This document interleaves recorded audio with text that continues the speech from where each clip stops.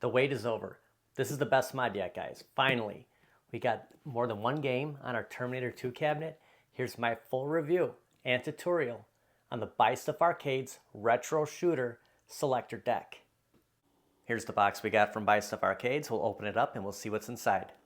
And they did an excellent job packaging this up. I mean, I like the logos that they're putting on the box now. It's like you know exactly where it came from.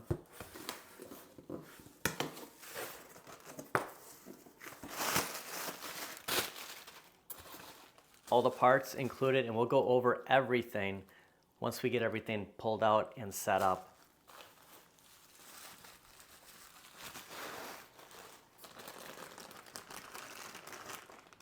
Plenty of directions here, all the wires we're going to need, along with some more, and the main attraction here, the new control panel. Packaged, I mean, look how they pack this up with styrofoam. And this is going to arrive to your home exactly the same way that it left their shop.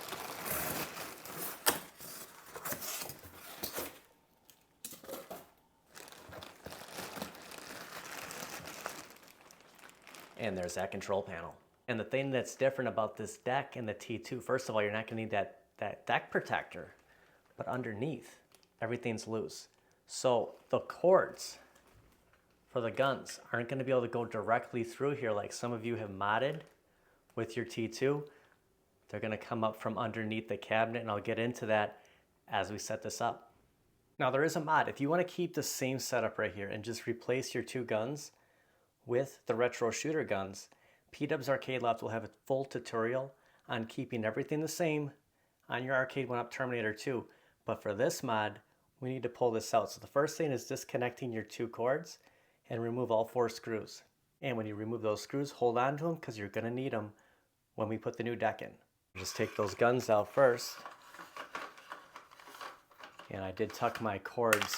There were holes in both holsters that will just pull right out.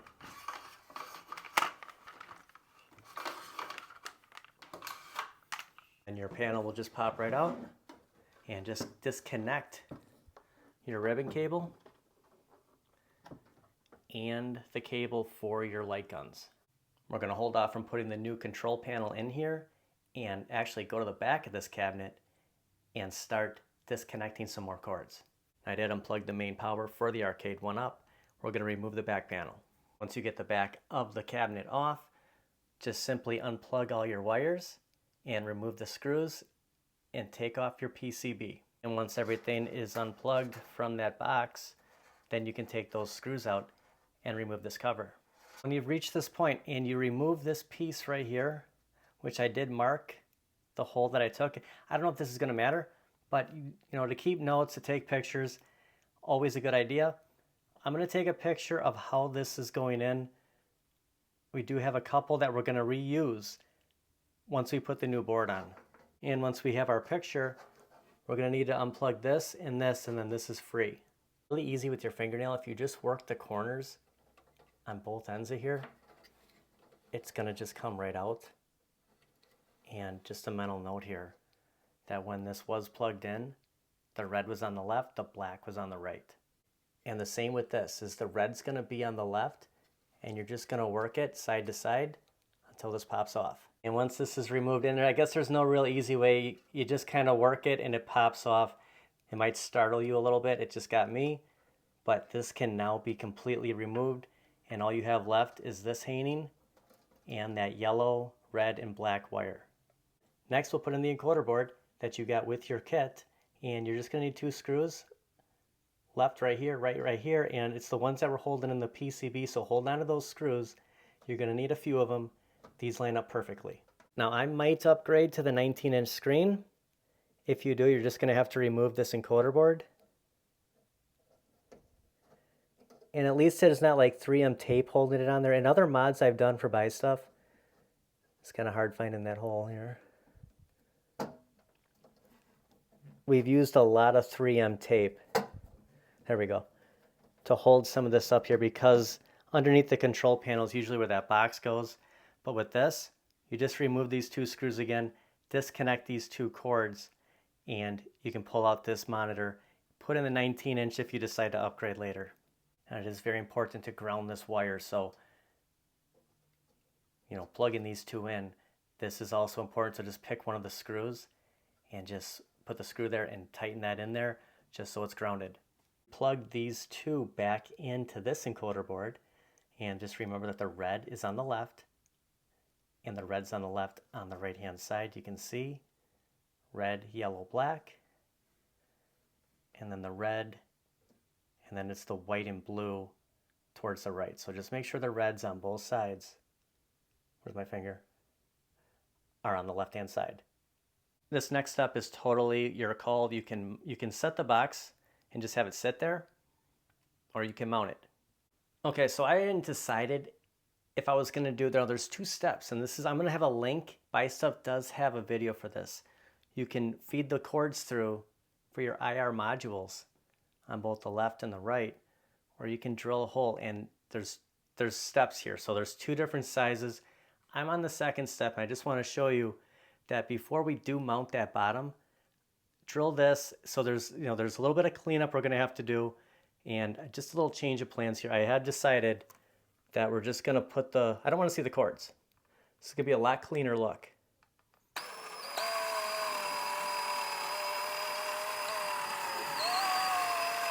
In the video, they stress taking your time, let the drill do all the work, and they're not kidding. So you're going to start off with 1/8 of an inch drill bit, and then you're going to move on to a 5/16. So just take your time if you're going to do this. Otherwise, you can just feed them right through. This will bend back a little bit. You can put the wires, the modules right here. You'll just see a little strip, like you probably won't even notice it. I just wanted to take the extra effort, and I will have a link of their video on how they did this. Real nice and slow. Now you can mount this if you want. Again, it's totally your call, but if you are going to drill through the plexi, I suggest not having anything on the bottom. You can clean it up and then just screw this in. Now, something I want to show you quick, looking underneath here, you can see that there's some colored pieces of tape. We have red, yellow, there's a blue right here. These are all labeled, so you'll know what cords plug into what. This will be for both the 1-player and the 2-player control deck. And just drop all those lines, are all going to be connected here inside of the arcade one up, and drop your panel in. It's going to be a snug fit, and just double check, that you don't have anything pinching. And there you have it. It's our new deck. And then just take your 4 screws and put them back in, and you're all set on the front. Look at that. Just a perfect looking control panel. We'll slide in our retro shooter box. It just takes a little bit getting it started, and it will slide right in. And just plug that HDMI that's coming out of the retro shooter right into that encoder board.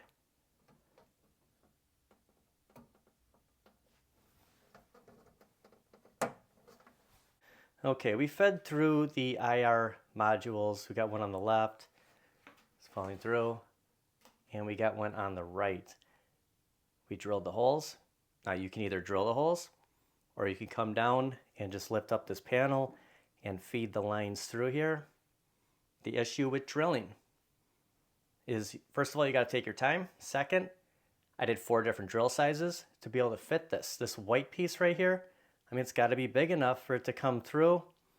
And every time I did that, I noticed that more and more stuff fell through in between the plexi and the monitor. I had to take this all apart, clean it out, and I'm going to have a link for the Jester Testers video on exactly how to clean these. I mean, the last thing you want to do is scratch anything, because this is the game. I mean, in the words of Michael Douglas, this is the game, and you're going to be staring at this the entire time. Just plug these in, remove the 3M tape, and stick those sensors right in the corners. And just to be safe, I did hold it down for about 30 seconds after I connected it. Just push it in really carefully, and that tape is right here on the bottom part, and just put some pressure on here with your thumb. Just count to 30. And both our modules are in, and I did have a little OCD. I kind of put this one on a little lower than the other. So I quickly, you get 2 shots here. So be careful and just make sure that you're going to be satisfied of where these end up. And the gun, you just follow the color combinations here. We're going to put the red on the left, and these 2 ends we're going to feed right through the front of the riser. Just drop them right in there. Actually, there's a spot. There's 2 spots if you're familiar with the Terminator 2 riser. Only reason I know that is because I just took this apart. So try to get it through to that other opening. I kind of guide it here with my finger. And then we're going to have to tip the end up and get the other end. So I fed the lines through, and what I did was I tipped this forward, and I reached far enough to be able to pull these out. I recommend having someone help out for that, because if this tips over, you're going to be in deep trouble. You know, all the weight's going to be pushing forward, and we're going to do one at a time. This is the red. We'll come back and repeat the step for the blue gun. Now the same thing for the blue gun. We're going to feed it through the bottom, through the riser, and then pick it up on the other end. So it is hard to get this through here because, again, there's 2 spots and we have to get to that second spot. So if you have a magazine or a picture of Mr. Fox, thank you, Matt Astra, we can use this to kind of guide our way in here. So if we just feed these cords through here,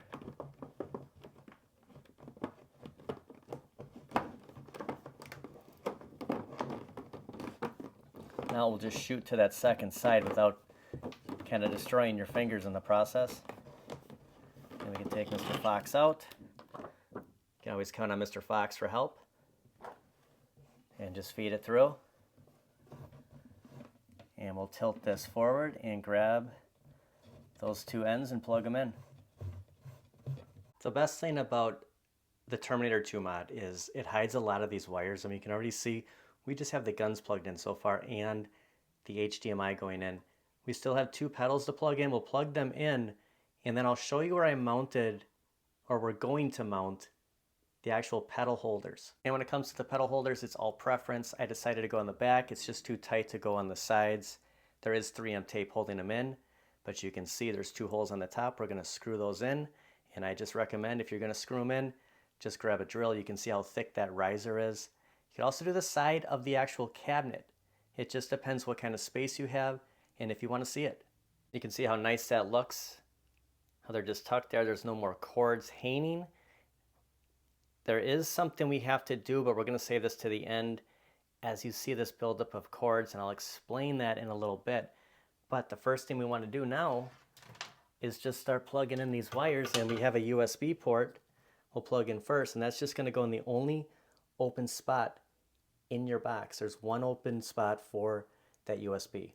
And because that recoil can get a little loud sometimes, instead of plugging it into the box, BuyStuff gave us a splitter, and it does say recoil on the bottom. So just plug player 1 and player 2, and then this will feed into a switch that will be easy access for you on the outside of the cabinet. And everything will be labeled. You'll see a letter A, so just connect those 2 ends. This is for that recoil. And then this will be for a power source that will connect to a power block that goes in the wall. And on the end of here is a switch that will mount right on the back side. We can reach to it from the front, and this will shut the recoil on and off. Just going to follow the color combinations that BuyStuff has supplied on each cord. Retro shooter, this is the power source, so it's going to plug right in to that HDMI. You're not going to plug in the exact power source that came with your retro shooter. We're still going to use that plug, just not in here. And you're not going to plug in your recoils from player 1 or player 2 from the red and blue guns. You're not going to plug that in over here. You're going to plug it into here, and this is going to feed up and actually have an on and off switch that will have access on, you put it where you want, the top of the cabinet or the back side. And from there, you're going to see A and A. You just plug both the A's into each other, and on the bottom of that is a power source. And actually, we'll get to this in the end, but the actual block that came with your retro shooter will plug into this, and that's what will turn the power for your on and off switch for the recoils. Right next to the HDMI we already plugged in are 2 outlets, a sound and an HDMI board. Both are labeled HDMI board. They can only go in a certain way here. So it's a no fail. Plug those in. These are actually coming from underneath your control panel. And then you'll see the marquee from the top coming down just plugs into the yellow marquee. Now the main speakers from the Terminator 2 will plug into the green speakers. And those IR modules, both on, actually this is the right side because we're on the back side. The left and right side had a bunch of wires here. Had this end right here with this green piece. You see the cords coming off both the left and the right. You're just going to plug in IR modules to that other end. Next, the blue just goes into the blue. So the blue that's hanging from the control panel is going to go into the blue extra wires that buy stuff sent. Here's a great look. You see the blue, you see the red gun. This is why we couldn't drop the cords in like we used to on our original Terminator 2 and just have them falling in here. There's just way too much going on and you don't want to yank something out. That's why we had to feed it through the riser and it came up right through here on top of those pedal holders. And there's only 2 more plugs left, both labeled power in. They're both red. The one underneath your control panel will plug into that main power source that used to fire up your Terminator 2, and the one hanging will plug into the power source that used to fire up your retro shooter. Just take that red power in that's coming underneath the control panel and plug it into that main power source that fires up your Terminator 2 that actually goes through that back panel. And speaking of the back panel, I'm going to disconnect A and A for a second and feed it through right here for a cleaner look, just so there's not too many cords hanging on the outside of this panel. Just had it feeding through and it just connects to the back of there, which operates that switch that turns the recoil on and off. And that main power, I just have it wrapped around the top just to get out of our way. There's something we have to do with this back panel. So this is where creativity comes in, and there's no right or wrong way to do this. You can put the back panel on, you can leave it open. And I'm going to tell you something, if you're used to like trying to figure out the Nintendo controllers, how they used to tangle up, or a long extension cord, this is nothing compared to that. You have 2 pedals, 2 guns coming out the bottom. That back panel has to sit flat. You can see it sits flat right here. Feeding everything through a notch that I cut right here. Unplugging it all and plugging it back into the box. It's going to take some time and wires are going to be going everywhere. This is all preference at this point, how you want to do this. You can hang it higher, or these 2 screws are on top. You can get longer screws, have this sticking up just past the back of here, and using those 2 bottom holes into that top hole. So you need longer screws because the panel on top comes out a little bit. So, to try to work around there, I did re-plug in that green cord coming out of the top just to have it a cleaner look. But to get this took a long time. You just got to be patient. The last 2 plugs were the main power source. You're accustomed to this with an Arcade 1-Up. This is coming right out of the machine and plugged into your original Terminator 2 power block that goes right into the outlet. And you can see the other cord here that goes all the way up. That's your power source for that recoil button right on top. Well, let's see how we did. We'll power this on. There's a power on and off right here. Everything just lit up. We got a retro game on the screen. The marquee's lit up. And just to show you that that marquee is going to light up, everything was hooked up correctly. You see the game playing. And also the power button's going to light up along with the volume up and down will light up blue. And a quick way to find those light guns, there's 515 games you can see right here in the corner. We're going to hit player 1, which is going to bring up the menu. And we'll go use our joystick. We'll go right to the light gun games and we'll hit A. Takes us right to one of 9 folders.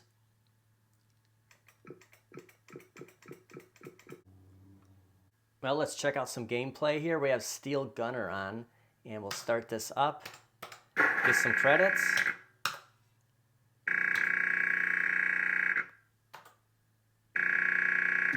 And the thing about this is you got to stand back far enough. Give yourself some room to pick up. And I do have the recoil off.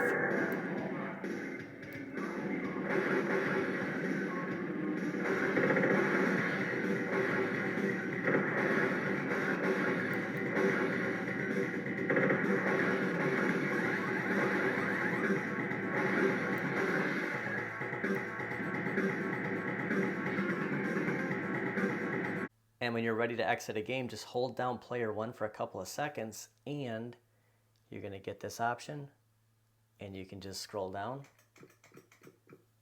hit the A button, and exit the game. And if you want to turn that recoil on, you just flip that switch.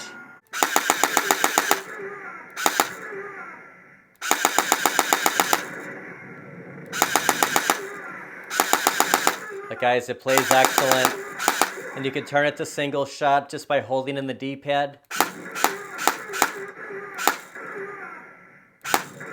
And go back, holding the D-pad again to get the automatic.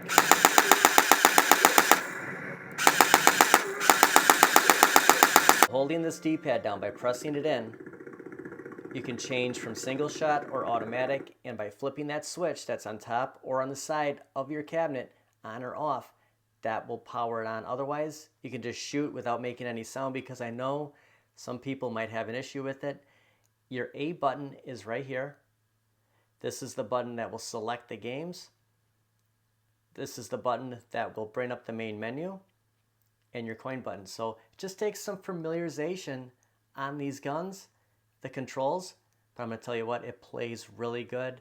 The sensors on here, the IR modules, work incredible. You can see we have the one on the left and the one on the right, and we didn't crack anything when we drilled, so it really turned out great. And you just got to give yourself the time and just, devote a whole day to this. If I can set this up, anybody can do it. It's a plug and play. It's just a plug and play on steroids. Term I like to use a lot when it's just excessive from what we're used to doing. The Retro Shooter Kit, perfect plug and play. But to get it to work on the T2, you're going to have to do all those chords. And the only issue was having to clean out the monitor, taking the plexi off, taking the whole machine apart, and figuring out those chords to get through that back panel. Other than that, it was a breeze. And you just follow the steps. And if you have any questions, please comment and I'll be happy to answer them, or reach out to Buy Stuff. I'll have a link for Buy Stuff, for the kit, and for all the tutorial videos. We're going to get a video from P-Dub's Arcade Loft and Jester Tester on the proper way of cleaning these screens. Guys, it's really important. You want to take care of these and make them last as long as you can. I want to thank everybody for watching, and I'll see you guys next time.